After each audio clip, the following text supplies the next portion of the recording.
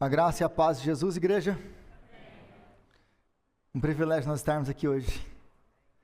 E é um privilégio porque daqui a pouco a gente vai ter um grande privilégio, que é participar dessa mesa. Mas eu convido você a abrir a Bíblia comigo no Evangelho de Marcos. Evangelho segundo nos escreveu Marcos. Capítulo 8, nós lemos a partir do versículo 31. Marcos 8, a partir do versículo 31. Nós damos hoje continuidade à série de mensagens que nós começamos em Marcos, ainda no ano passado, agora que nós chegamos aí na metade do Evangelho. Marcos capítulo 8, a partir do versículo 31.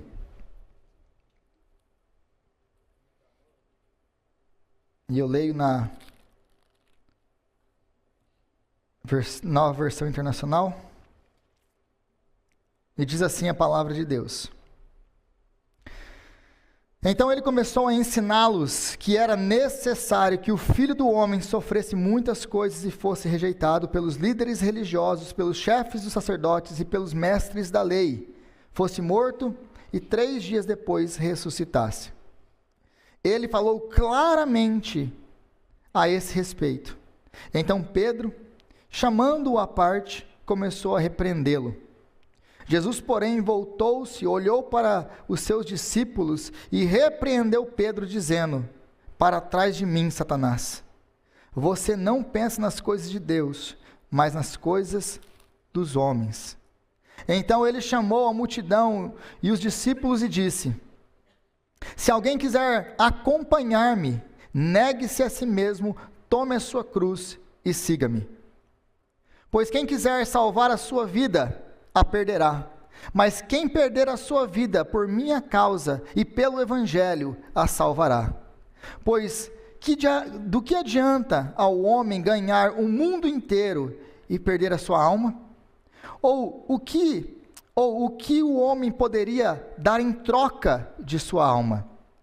Se alguém se envergonhar de mim e das minhas palavras nessa geração adúltera e pecadora, o Filho do Homem se envergonhará dele quando vier na glória de seu Pai e com os santos anjos. Palavra de Deus. Convido os irmãos mais uma vez à oração. Senhor, nós te agradecemos pela sua palavra.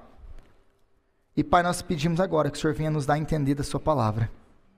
Que o Senhor venha abrir o nosso entendimento, que o Senhor venha iluminar o nosso entendimento, que o Senhor venha abrir os nossos olhos para que possamos ver, e os nossos ouvidos para que possamos ouvir a sua palavra, e sermos abençoados e transformados por ela.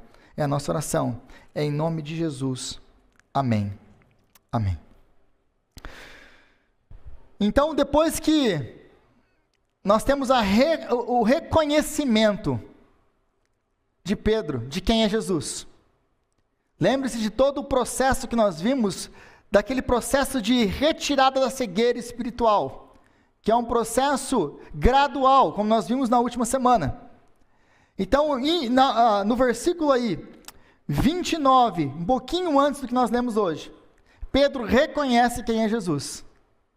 Tu és o Filho de Deus, tu és o Messias, tu és o Cristo. A partir dessa confissão de Pedro agora, Jesus vai começar a ensinar o que é ser Messias. Ele vai começar então a corrigir uma expectativa messiânica que existia no seu tempo. E corrigir e mostrar para que o Messias veio. É o que ele vai fazer então a partir do versículo 31. E se você estiver com a sua Bíblia aberta, versículo 31. Então ele começou a ensinar-lhes que era necessário que o Filho do Homem sofresse muitas coisas e fosse rejeitado pelos líderes religiosos, pelos chefes dos sacerdotes e pelos mestres da lei, fosse morto e 3 dias depois ressuscitasse. Então a primeira palavrinha que nos chama a atenção aqui, essa palavrinha no versículo 31, era necessário. Era necessário. E por que Marcos nos coloca essa palavrinha aí, era necessário? Para mostrar que os sofrimentos de Jesus Cristo, eles não são obra do acaso, eles não são a falta de poder de Deus de proteger o seu filho, para que o seu filho não passasse por essas coisas. Vai deixar muito claro para nós que o sofrimento do Filho de Deus não era um acidente, não é um acidente de percurso. Era necessário, vai deixar muito claro para nós que o sofrimento de Jesus fazia parte do plano eterno de Deus para a nossa salvação. Era necessário que ele sofresse para que nós pudéssemos ser salvos. Então o sofrimento de Jesus era o meio pelo qual Deus conquistaria e alcançaria salvação para nós. Essa é a primeira lição que nós aprendemos aqui. Os sofrimentos de Jesus eram necessários, porque sem o sofrimento de Jesus não havia salvação para nós.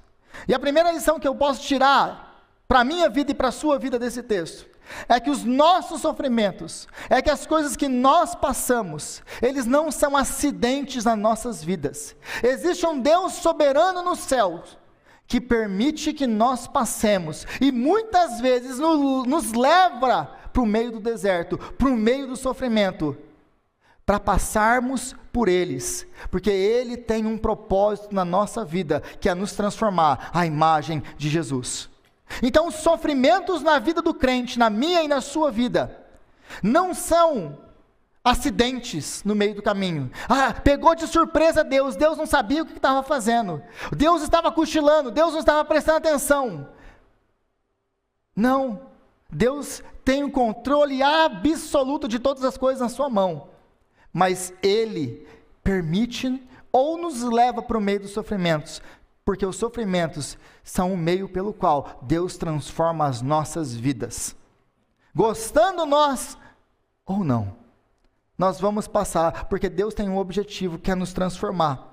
Então Ele tem um plano soberano na minha e na sua vida, que Ele vai alcançar através dos sofrimentos. É por isso que nós passamos, muitas vezes, pelo que nós passamos.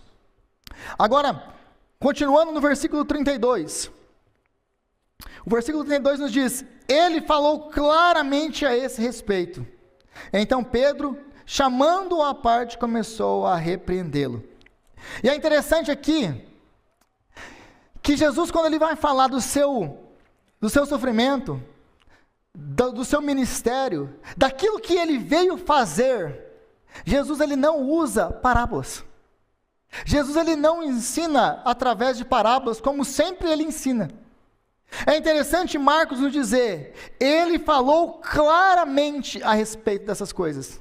Por que Marcos fala isso? Porque o normal de Jesus é ensinar através de parábolas, mas Jesus não usa parábolas para falar daquilo que Ele veio fazer, daquilo que o seu ministério veio alcançar, de como que Ele vai trazer salvação, do que o Messias faria. Então Ele vai falar da sua missão e das exigências do Evangelho para nós de maneira muito clara, de forma que até os discípulos conseguem entender. Como que eu sei que até os discípulos conseguem entender? Porque Pedro tira ele à parte e começa a repreender ele. Mas o que é interessante disso aqui? Porque os discípulos nunca entendem nada. Ele ensina, eles não entendem nada. Fala em parábolas, eles não entendem nada. Mas quando Jesus ele vai falar do seu sofrimento, das exigências do Evangelho, daquilo que Ele veio fazer, do que realmente é o Evangelho de Jesus Cristo, Ele não fala por parábolas, Ele fala diretamente e claramente, para que qualquer pessoa possa entender. Não tem mistério aqui. Ele não quer nenhum tipo de confusão. Mas será que isso significa isso? O que essa parábola significa? Ele fala diretamente. Por quê? Porque Ele não quer confusão nisso. Ele quer deixar muito claro o que Ele veio fazer, o que Ele veio alcançar e como Ele vai fazer isso. E Ele fala de maneira tão clara que até os discípulos, até Pedro, que nunca entende nada, entende o que Ele está falando. Entende tanto que chama Ele à parte para repreender Ele. E fala: não, Jesus, você ficou doido, Jesus? Você não pode sair por aí falando essas coisas, não, Jesus. Você vai afastar o povo. O povo não está aí para esse negócio de... Eles não vieram aqui para esse negócio de Messias sofredor, não. Você muda esse discurso seu aí. Então ele tem essa mensagem direta e clara para Pedro, para os discípulos e para nós. Meus irmãos, a mensagem do Evangelho é clara nas Escrituras. As exigências do Evangelho são claras na Escritura. Nós podemos debater a interpretação do livro de Apocalipse, a interpretação dos profetas, de textos que são às vezes muito complexos e difíceis de se interpretar. Mas quando nós falamos do Evangelho, quando nós falamos da salvação, quando nós falamos da obra de Jesus, isso é claro como água nas Escrituras. Não tem dificuldade nenhuma. Até quem não consegue entender, entende a exigência do Evangelho. O que Jesus veio fazer é muito claro aqui para nós. Agora, a partir então do versículo 32 aí com Pedro, nós aprendemos que eles estão buscando um outro tipo de Messias. E o versículo 33 vai deixar isso muito claro para nós. Jesus, porém, voltou-se, olhou para os seus discípulos, repreendeu Pedro, dizendo: para trás de mim, Satanás.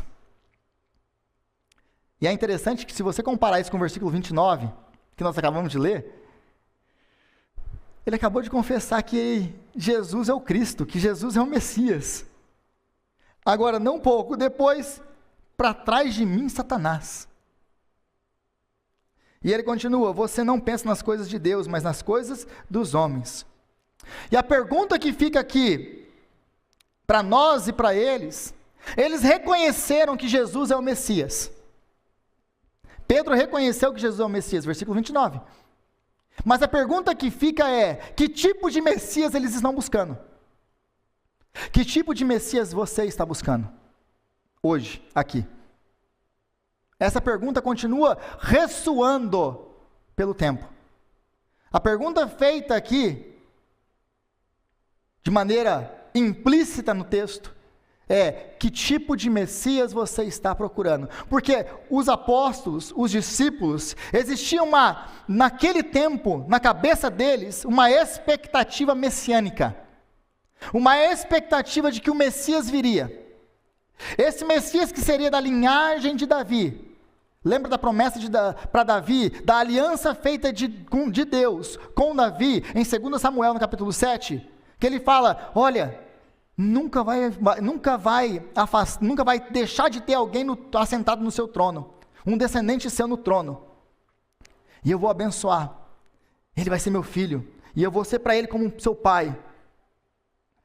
Então existia essa expectativa, porque Israel é destruída pelos assírios, pelos babilônios. Agora eles são deportados, eles voltam do exílio, depois eles de novo são destruídos, depois de novo eles entram em guerra, e a dinastia davídica nunca acontece.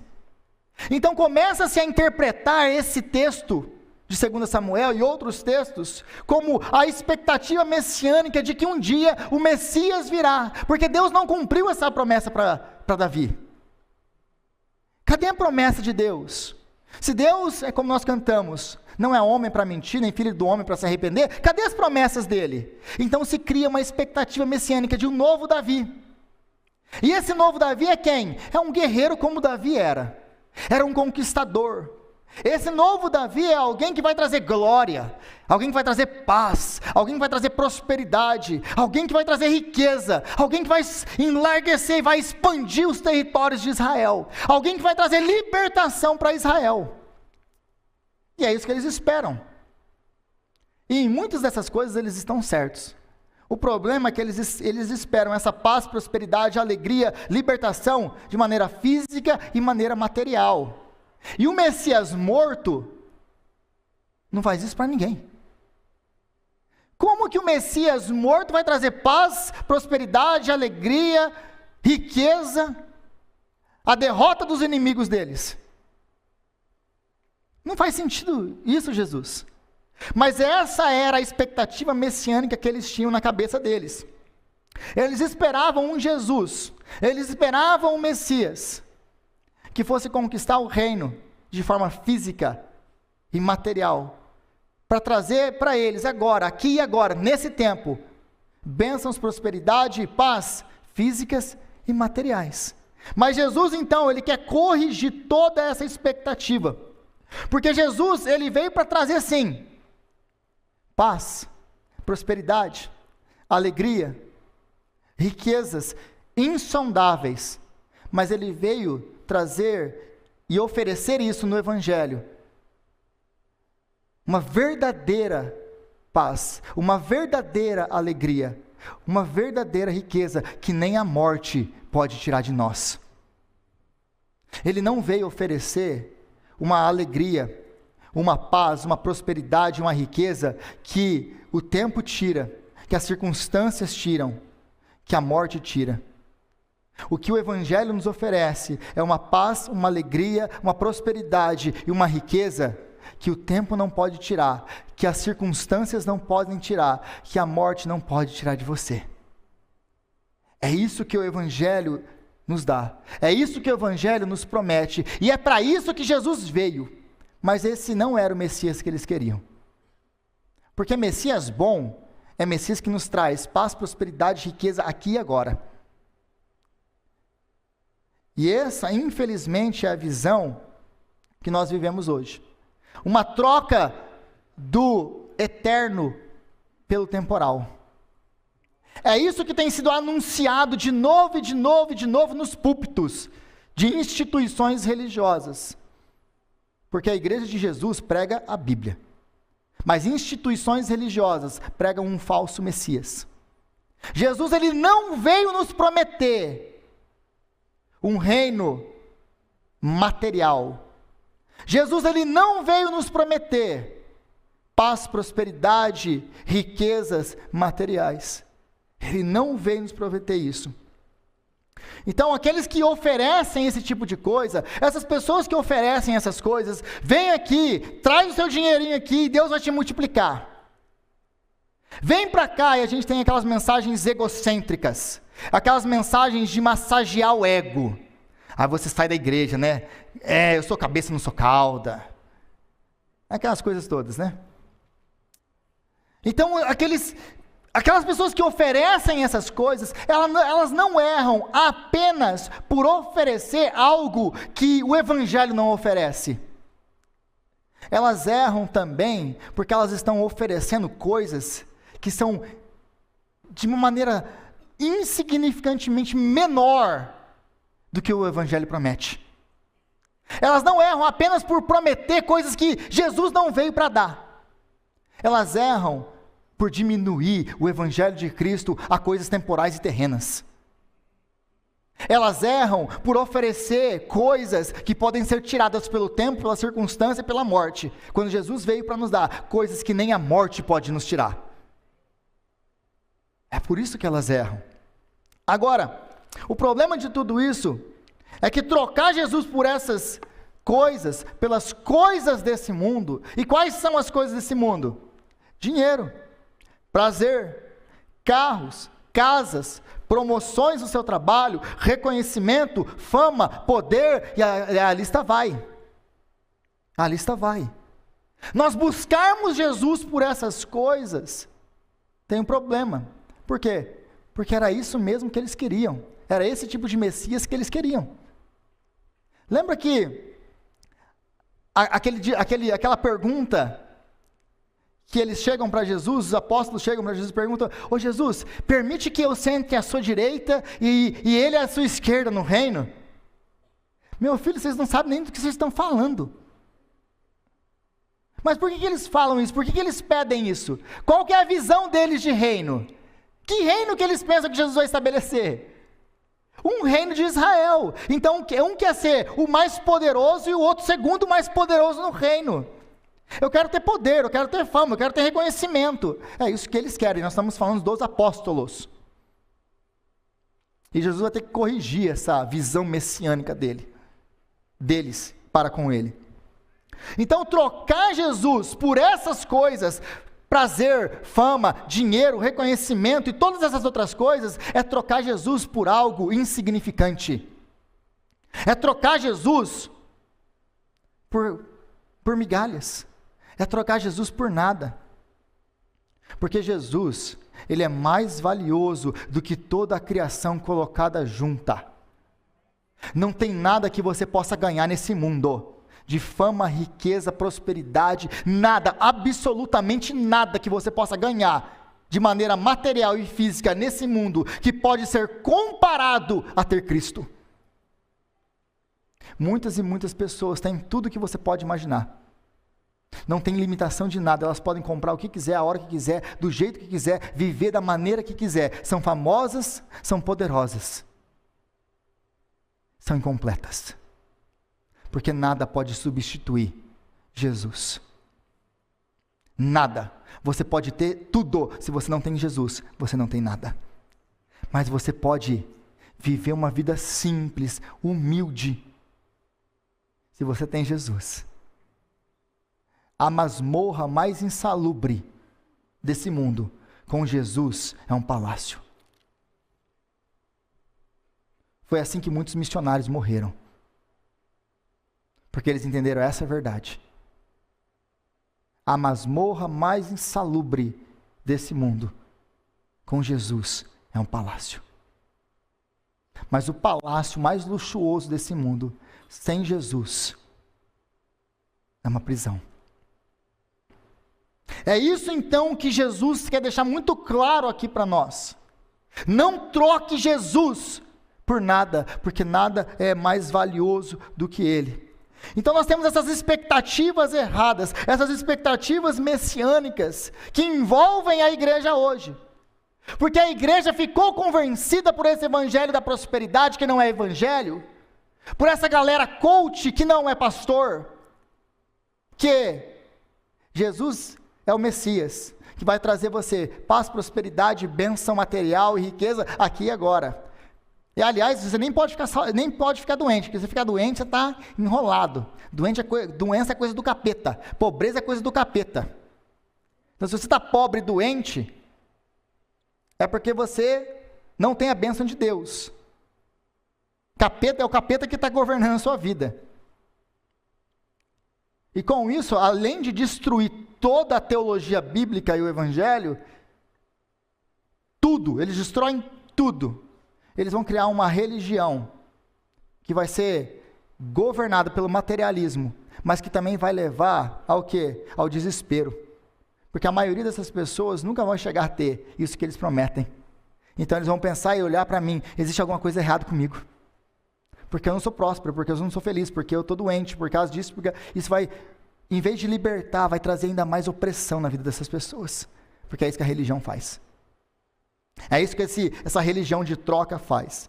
Então a expectativa messiânica da igreja hoje é a mesma expectativa messiânica dos discípulos. Não mudou nada. A mesma expectativa messiânica que eles têm de Jesus aqui, esse Messias guerreiro que vai me dar dinheiro, que vai me dar prosperidade e fama, é a mesma expectativa que a gente vive hoje na igreja. É a mesminha. O Messias que vai trazer glória. Mas é exatamente por causa dessas coisas que Jesus agora vai repreender os seus discípulos, como ele está repreendendo a igreja hoje. Igreja, Jesus não veio para isso. Ah, mas Rodrigo, então eu vou ficar pobre a vida inteira? Não sei. Talvez. Porque se você vive tendo uma ânsia por bênção e por riqueza, é porque possivelmente o seu coração está nessas coisas. E sabe quando Deus vai te dar isso? Nunca. Porque Ele sabe muito bem que isso vai te afastar dEle. Porque não são poucas as vezes que a pessoa fica rica, ganha um dinheirinho a mais e se afasta de Deus. Não são poucas as vezes que eu vejo pessoas, estou orando por isso, estou orando por isso, estou orando por isso, estou orando por isso. Quando Deus dá, o que as pessoas fazem? Some. Eu falo assim, mas e aí? Ah, então é porque agora eu fiquei busy demais. Faz sentido isso? Eu oro para ter. Deus me dá, eu sumo da igreja. O que isso me diz? Eu não vou falar isso para você. Não quero ficar arrumando briga à toa. Mas sabe o que isso me diz? É que o seu Deus era isso aí que você veio buscar aqui. Você só veio aqui buscar a Deus para ter o que você quer. Você não veio buscar Deus. Você veio buscar um ídolo. E você usou Deus como objeto para te dar aquilo que você queria ter. Deus é só um trampolim, Deus é só um objeto nas suas mãos, para você receber aquilo que realmente você ama, seja lá o que for que você veio buscar aqui. Então, o problema dessa busca aqui, desse Messias, é isso. Você não está amando Jesus, você está usando Jesus. Esse é o problema disso. E Jesus não se deixa enganar por essas coisas. Então essa perspectiva e essa expectativa messiânica precisa ser corrigida. E é por isso que eles vão sendo aí repreendidos. Mas é interessante que Jesus então chama Pedro aqui de Satanás.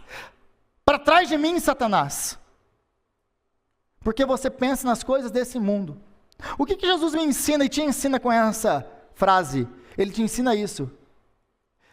Que pensar apenas nas coisas desse mundo, se preocupar demais apenas com as coisas desse mundo, querer esse tipo de coisa e ficar pensando nisso aqui, não é apenas um problema, é satânico.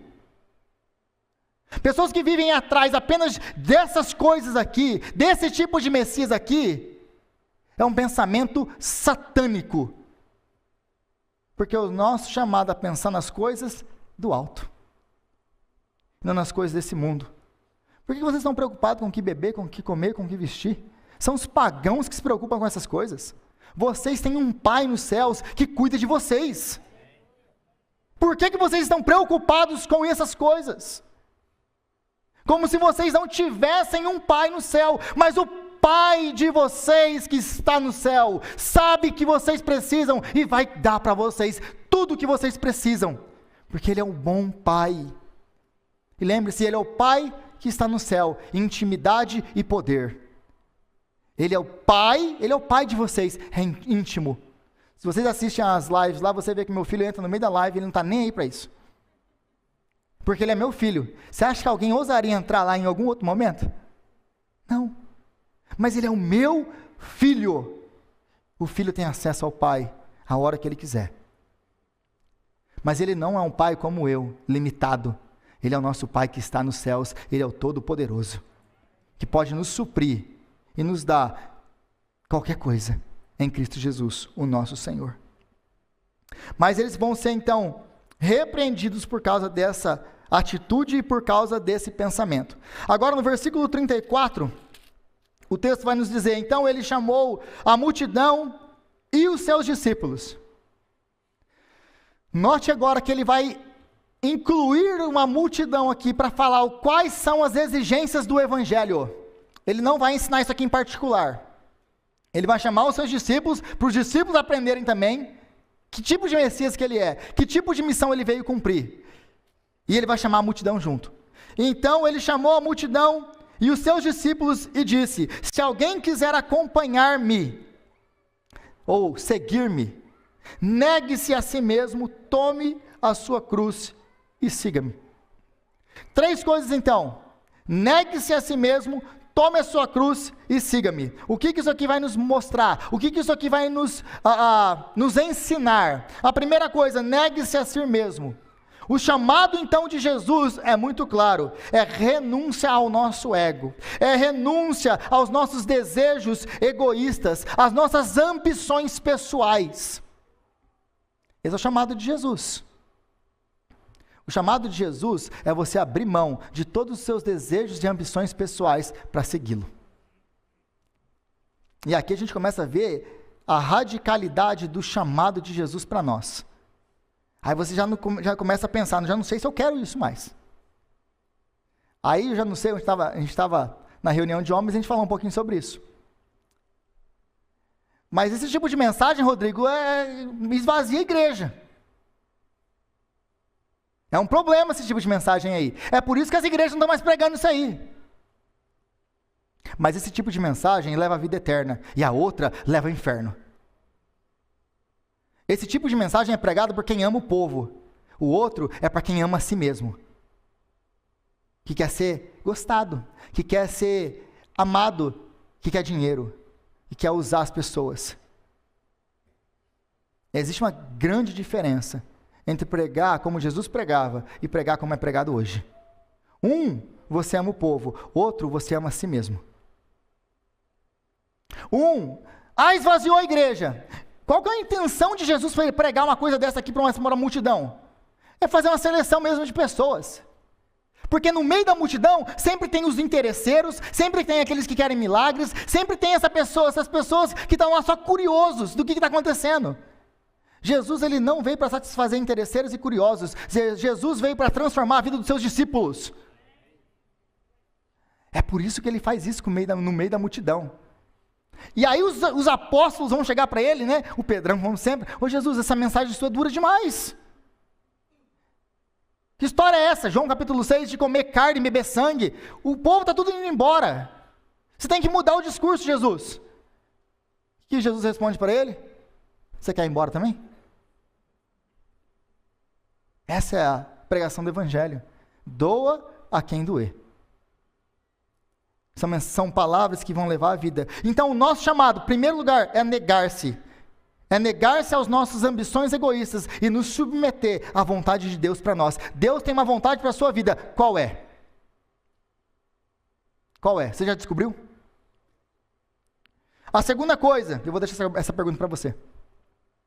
A segunda coisa: tome a sua cruz. A cruz não é apenas um meio de salvação.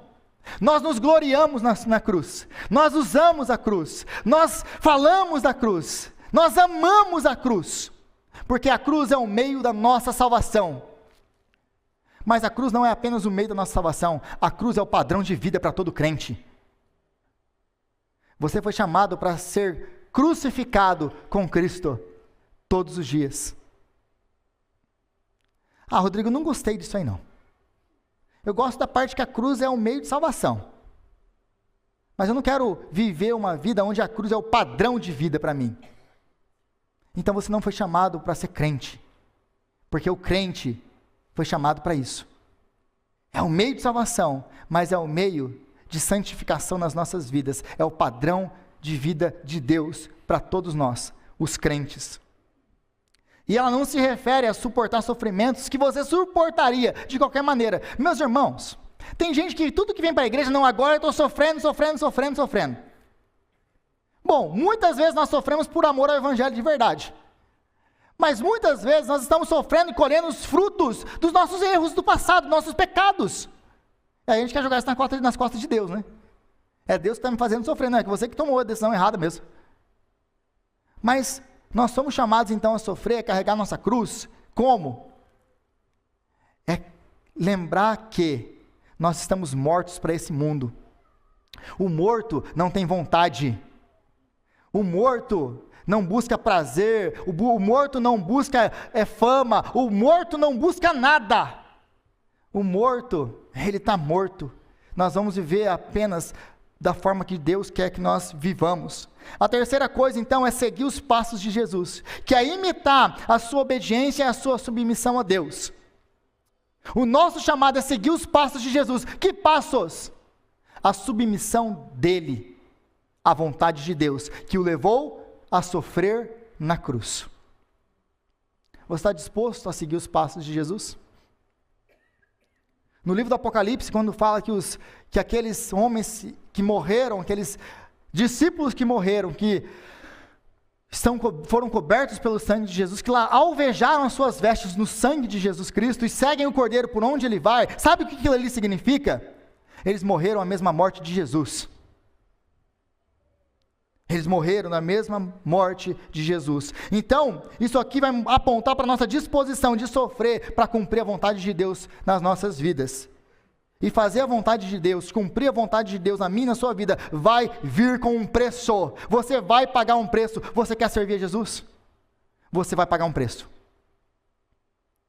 E o preço é alto. O preço é alto. Porque o preço para Jesus custou tudo. Custou tudo. E para nós também vai custar. Então essa vida abnegada para viver com o Senhor. E isso vai nos levar ao que parece um paradoxo, que é o versículo 35. Pois quem quiser salvar a sua vida, perderá. Mas quem perder a sua vida por minha causa e pelo Evangelho a salvará. Isso aqui parece que para quem não é salvo, para quem não tem o Espírito Santo, isso aqui é uma loucura. Como assim eu vou viver isso aí? Alguém hoje aqui, nesse exato momento, que não tem o Espírito de Deus, está pensando que o que eu estou pregando é uma insanidade. Como assim sacrificar a minha vida para viver isso? Sabe por que é uma insanidade para você? Sabe por que você pensa que é uma insanidade? Porque para você, você consegue viver apenas aquilo que você pode ver, aquilo que você pode tocar. Quando o nosso chamado é viver olhando para as coisas que não se veem, porque as que se veem são passageiras, mas as que não se veem são eternas. Sabe por quê? Para as pessoas, quando escutam uma mensagem dessa, elas odeiam essa mensagem. Eu estou falando de gente da igreja. Sabe por que as pessoas odeiam esse tipo de texto? De renúncia, abnegação, morte, cruz, e seguir o evangelho e Jesus de verdade. Sabe por que isso aqui incomoda tanto? Porque eu vivo para esse mundo, e essa mensagem, ela é ridícula. Porque o que me faz feliz são os prazeres, o dinheiro, o reconhecimento, a fama, o poder deste mundo. É por isso que ela é ridícula. Então, viver uma vida de sacrifício, olhando para uma coisa que eu nem conheço, que eu não vejo, isso é ridículo. Contudo, e esse é o paradoxo, parece uma coisa ridícula, mas se você vive para esse mundo vai queimar, e nada vai ficar aqui. E você pode viver aqui 80, 100 anos da sua existência, nos prazeres da carne, mas o final disso é morte eterna. Enquanto se você se abnegar aqui, se você viver o padrão do evangelho aqui, então, e só então, você vai encontrar vida e vida eterna. Esse é o nosso chamado aqui.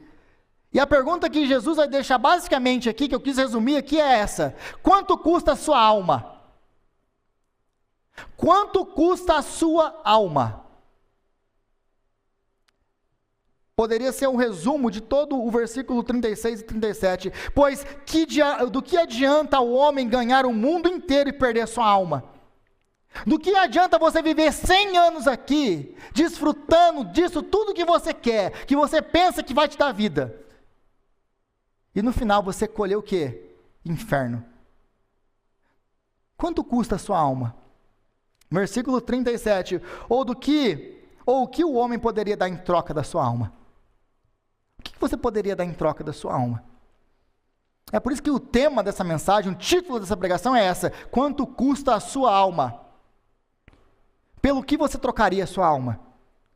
Porque muita gente tem trocado a sua alma e não sabe. Quando você vive para as coisas desse mundo, mais preocupado com as coisas desse mundo, você está trocando a sua alma pelas coisas desse mundo. É isso que Jesus está nos chamando aqui para prestar atenção. Então, seja lá o que for que você está vivendo não vale a pena. Não vale a pena, o preço é muito alto. Se custa a sua alma, não vale a pena. Se te afasta de Deus, não vale a pena. Se te impede de buscar a Deus, não vale a pena. Vou mudar de emprego, vou lá para Chicago trabalhar lá. Mas eu chego lá, vou trabalhar numa região onde não tem uma igreja. A igreja mais perto, eu tenho que dirigir 2 horas para chegar lá e não vou na igreja. Não vai. Mesmo que troquem o seu salário e te paguem 10 vezes mais, não tem dinheiro que é digno da sua alma. Não troque a sua alma. E eu vou falar uma coisa agora para vocês que vai chocar vocês. Mas sabe por que Satanás ele não precisa fazer uma grande oferta e oferecer nada pela alma de muita gente? Porque muita gente já tem vendido a sua alma por migalhas. É por isso que Satanás não precisa oferecer para você fama, riqueza e dinheiro. Aliás, a proposta aqui de ganhar fama, riqueza, dinheiro e poder, ela nunca foi feita por Jesus, ela foi feita por Satanás. Quem ofereceu para Jesus reconhecimento, fama, riqueza e poder, não foi Deus. Foi quem? Foi Satanás. Se prostrado me adorares. Muitas vezes nós estamos trocando Jesus por migalhas, por um part-time, por um carro, por uma vida um pouquinho melhor. fisicamente falando, materialmente falando. Eu não posso ir na oração. Por que eu não posso ir na oração? Porque eu tenho que trabalhar. Eu não posso ir na igreja hoje. Por quê? Porque eu tenho que trabalhar. Porque eu tenho que acumular, eu tenho que comprar, para comprar minhas vacas lá no Brasil. Não, porque um dia eu vou me aposentar. Para comprar, acumular, um dia tem uma boa aposentadoria. Não estou falando que você não tem que preparar para a sua velhice, não. Não é isso que eu estou falando. O ponto não é esse. O ponto é desgastar a sua vida para você acumular e ter. Aí naquele dia te pedirão a alma. E aí, a parábola de Jesus diz, e louco, hoje te pedirão a alma. O que você vai fazer com tudo isso que você acumulou sua vida inteira trabalhando na América? O quê? Nada. Se custa a sua alma, custa muito. Agora, o capítulo termina dizendo, se alguém se envergonhar de mim, das minhas palavras, nessa geração adúltera e pecadora, o Filho do Homem se envergonhará quando ele vier na glória. Meu irmão, minha irmã, deixa eu te falar uma coisa, para de se preocupar com o que os outros acham. Começa a servir Jesus, sem se preocupar com os outros. Para de ficar se explicando. Por que você investe tanto tempo em servir a Deus? Por que você persegue esse negócio, gasta tanto tempo com esse negócio de Bíblia e etc, etc. Para de ficar se justificando. Larga tudo e vai viver a sua vida com Cristo. Porque a eternidade vai mostrar quem estava certo e quem estava errado. Porque o preço aqui é muito alto, meus irmãos. Se eu estiver errado, ok, eu perdi a minha vida. Eu larguei uma faculdade, eu larguei isso, eu larguei aquilo, para viver uma vida de sacrifício. Mas se eu estiver certo, você perdeu a sua eternidade. Eu acho que não tem como comparar uma coisa com a outra. O preço de servir Jesus vai te custar muito, mas o preço de não servir Jesus vai te custar muito mais. Esse é o padrão. Mas aí você chega na conclusão que eu chego. E qual é a conclusão que eu chego? Eu não consigo. Porque se eu tiver que viver dessa maneira aqui, eu não consigo. Rodrigo, eu não consigo, isso aqui é impossível viver dessa maneira. Glória a Deus porque você chegou nessa conclusão. Porque se você chega no final disso aqui, é isso que eu tenho que fazer, então eu vou fazer. Eu estou bom, eu consigo fazer isso aí. Se você chega nessa conclusão, eu ia ficar aterrorizado. Porque nenhum de nós consegue viver dessa maneira. É por isso que ele veio. Porque se nós conseguíssemos viver dessa maneira, ele não precisaria ter vindo. Mas Jesus, ele não é apenas o padrão, o nosso padrão a ser imitado. Ele não é apenas um modelo a ser imitado. Ele é o poder de Deus. O Evangelho é o poder de Deus para a nossa salvação. Ele é o poder de Deus que nos dá graça para viver essa vida de abnegação. Que nos dá a graça para viver dessa maneira que o Evangelho nos exige de nós. É só através dele. Você nunca vai conseguir viver essa vida na força do seu próprio braço. E é isso que nós vamos comemorar aqui agora. Que ele viveu essa vida de abnegação. Que ele obedeceu ao Pai em tudo. E que através do seu sofrimento, que era necessário, o seu corpo foi partido, o seu sangue foi derramado, para que nós pudéssemos viver o chamado do Evangelho. Amém? Convido os presbíteros a estarem com a gente, Ministério de Louvor.